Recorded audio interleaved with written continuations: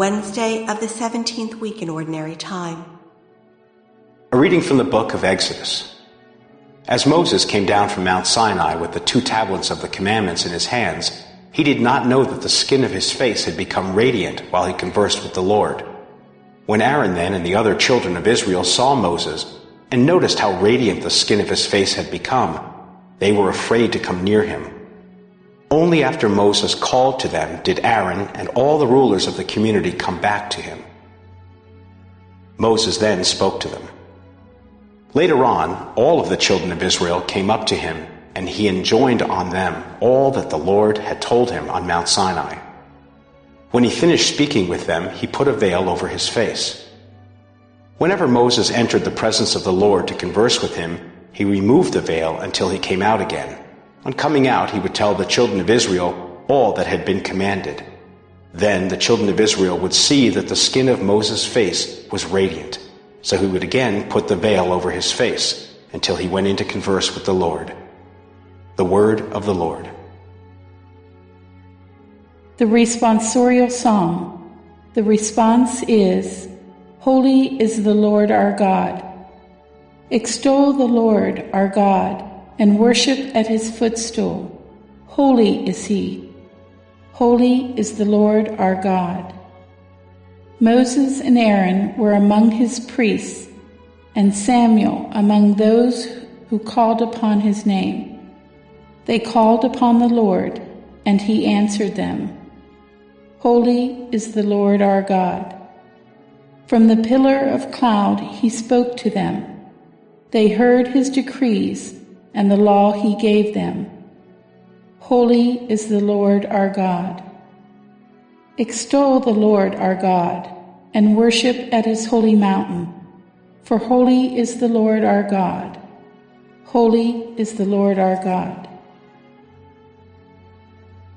A reading from the Holy Gospel according to Matthew. Jesus said to his disciples, The kingdom of heaven is like a treasure buried in a field, which a person finds and hides again. And out of joy goes and sells all that he has, and buys that field. Again, the kingdom of heaven is like a merchant seeking for fine pearls.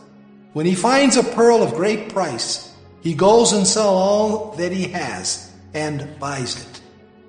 The Gospel of the Lord. Wednesday of the 17th week in Ordinary Time. The first reading comes from Exodus 34, 29 to 35. When Moses comes down from Mount Sinai, his skin is glowing because he's encountered the very transcendence of God. Remember how when Jesus is transfigured on Mount Tabor, his skin glows more brightly than any bleach could ever make a material. Likewise, Moses' skin glows, and in fact when he talks to the people, he has to put a veil before his face. The people are afraid because this is strange, this cannot be explained naturally. The idea that when we encounter God, we are transformed. And even if we don't say a word, people will notice it. It's not that our skin glows, but maybe our spirit glows. Maybe people find that we have found peace. They can sense the peace inside of us, and they are attracted by it. And so we have to ask ourselves how we have been transformed by our encounter with God. And can other people sense that which has gone on inside our hearts? I remember the story of a coal miner in Nova Scotia who joined the Cursillo movement. It's a retreat movement, and he didn't tell any of his fellow coal miners that he joined the Cursillos. But in the first year, 17 of them individually came up to him and said the exact same thing. Stash, we don't know what you're doing, but whatever it is, we want to do it too.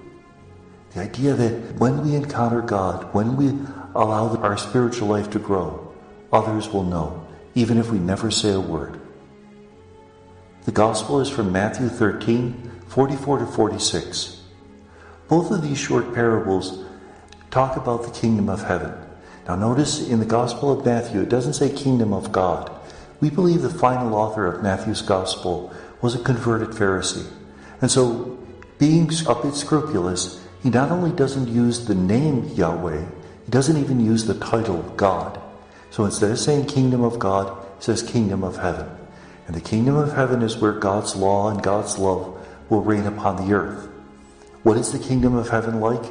It's like a treasure that a person sells everything to buy. It's like a pearl that somebody sells everything to buy. It is precious. It has to be the most precious thing in our life. Jesus says that you have to take up your cross and follow me. Jesus says I have to be more important than your own family.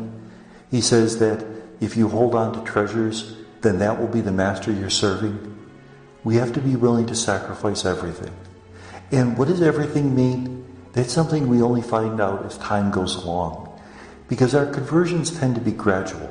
It's not like St. Paul falling down on the road to Damascus and in an instant he's transformed.